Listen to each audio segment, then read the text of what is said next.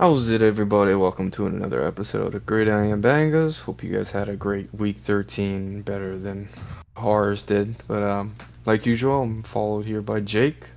Say hello to the people. Hey, how's it?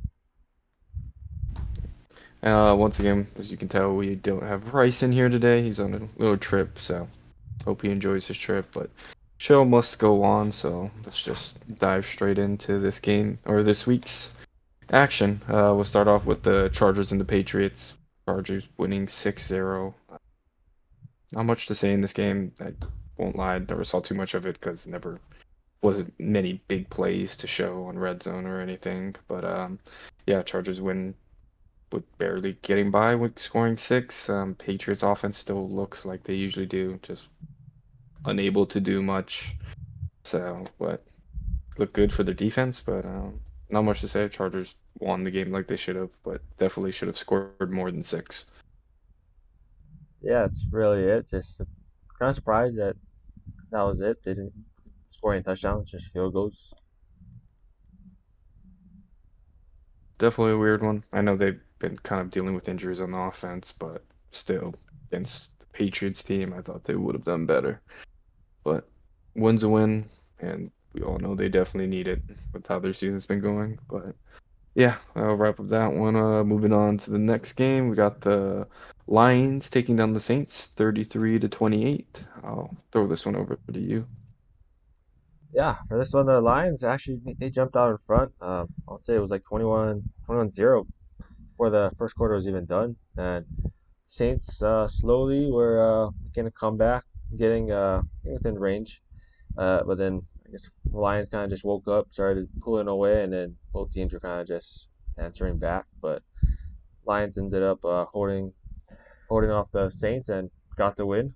And Derek Carr got hurt. I'm not gonna say that was the reason why they won, but Derek Carr got hurt, and we got Jameis back in the game, which obviously makes us happy. But no, yeah, Lions had a good bounce back game after taking an L on Thanksgiving.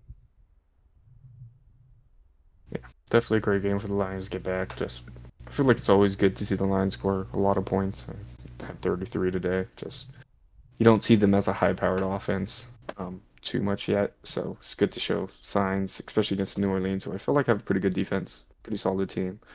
But yeah, good to see Jameis back out there. I saw one play already. He made the NFL Instagram account with the tip pass. Just the Jameis Magic's back. Yeah, Yeah. Uh, yeah, but congrats on the Lions. Definitely needed that win. Keep up in that NFC race that just got a lot closer this weekend. But talk a little bit more about that later. But we'll move on to the next one. The Falcons taking down the Jets, 13-8. I had the Jets winning this one, but sadly was wrong. Desmond Ridder played a decent game. I think most important thing for him was just winning the turnover battle. They had no turnovers. That's kind of how you beat the Jets at this point, who don't have a very consistent offense that can move the ball or even just score in any game. So not committing turnovers kind of puts them in bad spots and makes it struggling for their offense. And they scored just enough, 13 points. Yeah, got the job done. Can't say much. Just played cleaner football than the Jets, who had three turnovers in the game. yeah. Honestly, this was just an ugly game. I really didn't catch much besides seeing. I don't know the guy's name, but it wasn't obviously one of their superstars that got the lone touchdown on the day. So yeah, that's the only thing I seen. Wait, did they? Yeah, only one touchdown on the day. Yeah, Yes, somebody else. McCole Pruitt, Yeah, yeah. their third string tight end, I believe. As usual, getting the ball to their non superstars. So it's the only thing I seen. Besides that, I seen here and there on red zone, and it just looked like an ugly game. No, yeah, definitely didn't look too great, especially with them switching out quarterbacks one more time. I think they went with Trevor Simeon. I think they switched him out like around halftime. Not too Yeah, sure when. Kind I of was with totally you. forgot Wasn't about following that. too closely. Yeah, no, I mean, because it didn't make much difference in the game. But yeah, um, Atlanta plays a clean game, gets out with the win. Definitely needed in that NFC South division, which is very sad division, but still so close in standings, and we'll get to host a playoff game. So. Always good to have. Move on to the next game. We got the Dolphins taking out the Commanders, 45-15. Throw this one to you. Yeah, this one went about as we expected. Dolphins just blowing out another inferior team. Tyreek Hill got 2 touchdowns in a day, and then Raheem Mostert and Devin A-Chain just still rolling. I mean, that's just it. Just they just kind of did what we expected. They just really thrashed the Commanders at this point. Um, where they really had no chance. So, Miami moves on to next week. I think just trying to win the division. I know they probably have to hold off Buffalo Bills when it's time, but for now they just gotta keep winning. Yeah, with you. I felt like this was a showing we've seen multiple times out of the Dolphins already. Tyreek Hill just kind of torches the defense in the first half of games and take an early bleed, and they just run Devon Aching, Mostert, Jeff, whoever they have back there, Jeff Wilson, and they kind of just run up the score against these mediocre teams. And yeah, Washington didn't look great. I mean, wasn't expecting much. We know their offense isn't going to keep up with Miami's, but yeah, Dolphins still look like a contender. Have my doubts, but definitely continually beating down teams that they should beat at least. So always got to get those wins. Yeah, not much left for that one. Moving on to the next game. Overtime thriller with the Colts taking out the Titans 31-28. Uh, yeah, another game I got wrong. I had the Titans winning. I thought the Titans had a better game just as a whole. In my opinion, definitely I thought they should have not even went to overtime, but Colts made the plays on special teams. They had two punt blocks, and I mean, you lost your punter as the Colts, and kind of saw that I think it kind of messed up that at least the PAT attempt, which I think would have put them up, if I'm correct. Yeah, they Not missed too, a PAT at the end, and it went to yeah, overtime instead. yeah, which kept it tied. So yeah, I thought the Titans played a great game. Definitely hurt losing Derrick Henry was definitely having a solid showing before he went out with the injury. I thought Tajay Spears came in looked pretty good, but definitely not to Derrick Henry's level. But yeah, good win by the Colts. I mean, you got to win in all three departments: offense, defense, special teams, and they definitely dominated on special teams this week. So definitely deserve the win. Yeah, Colts. They're just a scrappy team without Anthony Richardson, Gardner Minshew at the helm. They find ways to just stay in games, even if it's a bit ugly.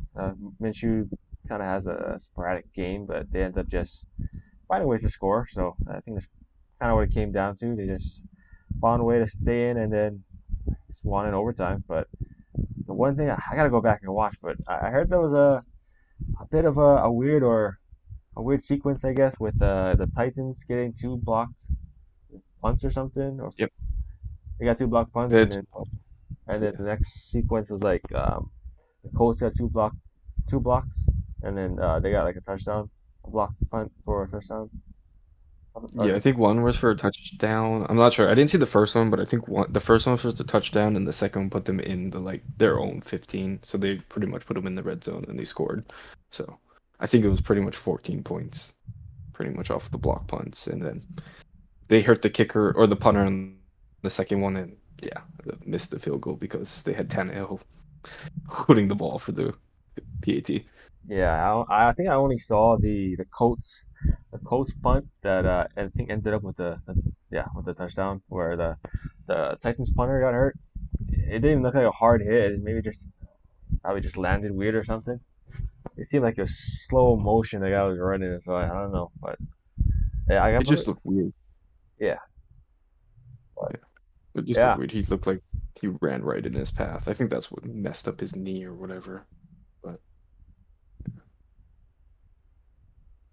yeah. Props to the yeah. Colts. I mean, we got it done, division game, and they're still alive in the playoffs, the hunts at least. Yeah, are they in the hunt Oh yeah. or no? They're a wild card Oh yeah. team, They're right? the. I don't know if they're.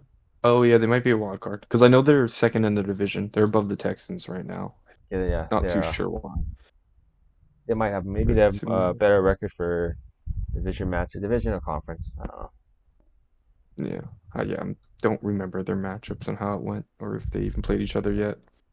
But we can look into that later. But yeah, it was definitely a good game, and I shout out to Will Levis. I thought he had a pretty good game. I kind of liked the attitude he was playing with too. So I saw him trying to hurdle a guy in one play, and I then saw that. there's one, yeah, and there's another one where he got hit and ball came out flying, was a fumble, and chased it downfield and picked up the fumble back up, or caused a fumble and picked it up. So like to see the tenacity out of a young QB, but yeah, good win for the Colts. Yeah, moving on to another AFC South team. We got the Texans taking down the Broncos 22 to 17. Like to say one of my favorite games probably of the week. How some of the other ones went, but I'll throw it to you. Yeah, this is I think this is kind of what we expected, a closer game between the two, with Broncos team really coming alive, going on that 5 game win streak, and the Texans have just been they've been hot actually. Just didn't matter who they had at receiver. Noah Brown he's been out for like last couple of games, and then Tank Dell was playing, but unfortunately he suffered like I think a fibula injury, so it looks like he's out for the rest of the season. Or I'm not too So sure in the timetable, but definitely. he's on IR at least, yeah. Mhm. But it just ended up being the Nico Collins show, and yeah, CJ Stroud just had another day, another good showing, and ultimately that Texans defense stepped up and I just put the stamp and ended that Broncos win streak. Yeah, it was pretty much the Nico Collins show. I felt like every other kind of playmaker out there was kind of dropping the ball. I saw a lot of drops, definitely a lot of plays that weren't on CJ Stroud. But I thought he had a good game. Definitely, you can kind of tell he was a little banged up, especially from last week's game against Jacksonville, where I forgot what he hurt, right? But I know, can't remember. He's playing injured in the game, but you can kind of tell with the injury. But yeah, Broncos played like they kind of played this whole season, been kind of tenacious, just stayed in it. They were down, I think, 13 points or close to 13 at half. I think so, something like Yeah, that. I can't remember the exact number, but yeah, yeah, definitely was getting away, and then just started making a comeback. I mean, came down pretty much to that last drive where they were in the 10-yard line, just couldn't put a touchdown in. But yeah, shout out to Derek Stingley. I think he was their last year's top five pick. yeah, Yeah, ended today with two interceptions. I know he has four in the last 3 games, so he's been getting hot, which I like to see because then CJ Stroud definitely is putting the offense in positions to win, and they do need help from that defense. And I didn't see it coming, but they've been stepping up lately and been getting some stops to get them some wins, not having to put it all on CJ Stroud, especially now when he's dealing with the injury. Want to try not to put everything on the rookie's shoulders.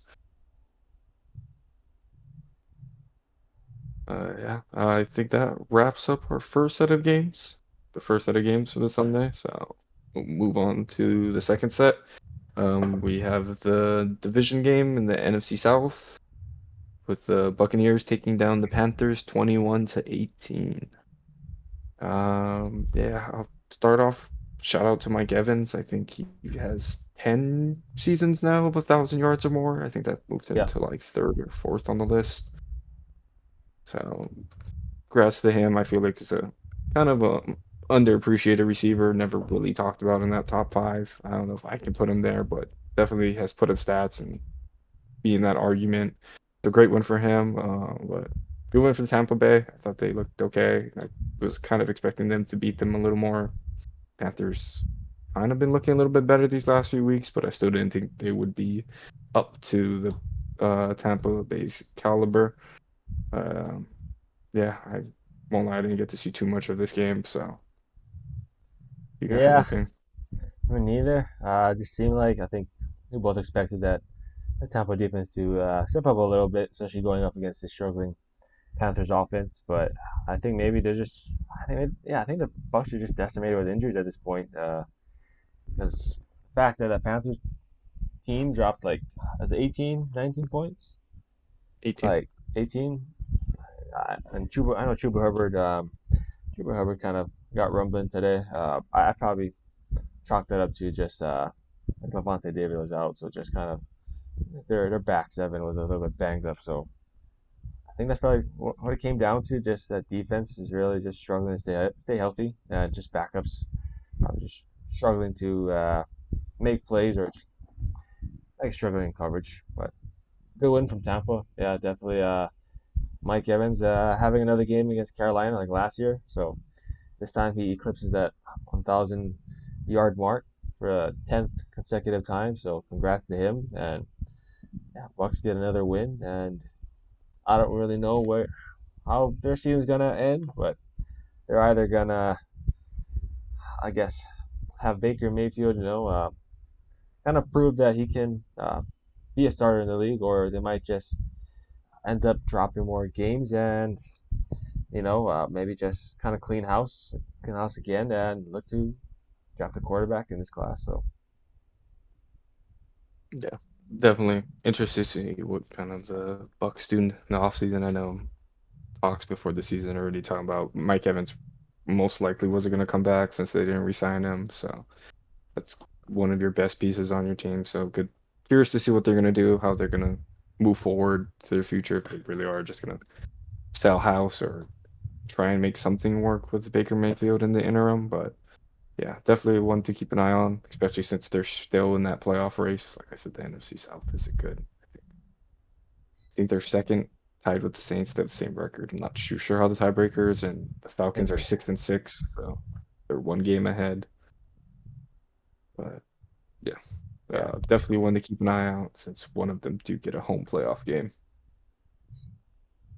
But, yeah, good win by Bucks. Always great to get a division win. And yeah, I think that will wrap up all the games. In the next video, we'll go over our personal teams, the Rams, Steelers, and Eagles games. As much as it hurts going over, but yeah, if you like the video, hit that like button, subscribe, and yeah, check out our next video, and we'll catch you next time. Dudes. shoots.